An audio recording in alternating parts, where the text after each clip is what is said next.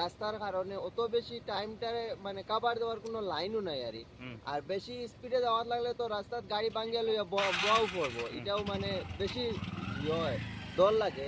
আর বর্তমানে আজকেও আমার 10 মিনিট লেট হয়ে আছে একমাত্র খালি রাস্তার কারণে। রাস্তায় যেরকম গাতা গাড়ি ফালানি পরে উঠবার জানে হয় না ওলা কোন জায়গাটা বেশি খারাপ?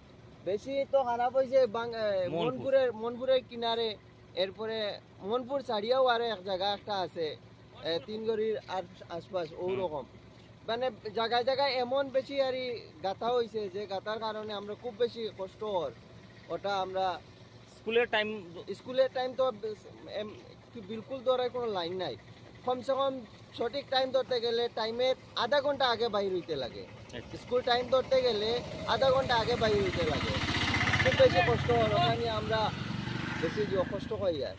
কিছু বলছে হইছে না, কিন্তু আধা কাছে রাখছে, আধা বাকিগুলো কিরকম করছে না, কারণটা কি এটা একটু ব্যাপার জানতে চাই। এটা কোন জায়গা? এটা মোহনপুর বাজার। আচ্ছা, দীর্ঘদিন থেকে এরকম অবস্থা? হ্যাঁ, তিনগড়ির থেকে আর জটাগ্রাম পর্যন্ত খাম্বার বাজার হয়েছে, আর মোহনপুর থেকে বাঙ্গারপাড় পর্যন্ত হয়েছে না। আচ্ছা, এগুলা হইবার লাগে আমরা বহুত চেষ্টায় আছি, কিন্তু আমরা গাড়িগুলো চালাইতে প্রবলেম হয় আর অসুবিধা হয়। কিছু জায়গাত কাজ হয়েছে আর কাজটাও কমপ্লিট হয়েছে না।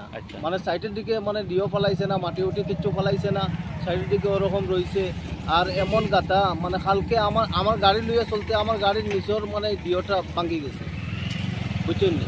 আমরা দাবি রইল হিমন্ত মামার গেছে মানে অতি সত্তর রাস্তাটা মানে কাজ করাইবার লাগিয়া। শিলচর টু কালাইন রাস্তা সবসময় ওরকমও থাকে। আচ্ছা, সব রাস্তার রিপেয়ারিং হয়, কিন্তু এই রাস্তার কোনো সময় রিপেয়ারিং হয় না। ওই যে স্কুল ছাত্র লইয়া খুব কষ্ট লাগে। কোন স্কুলের? স্প্রিংডিলস একাডেমি। মানে রাস্তার কারণে টাইমের অসুবিধা হয়, টাইমে পৌঁছতে পারি আর নাই এরকম রাস্তার কারণে।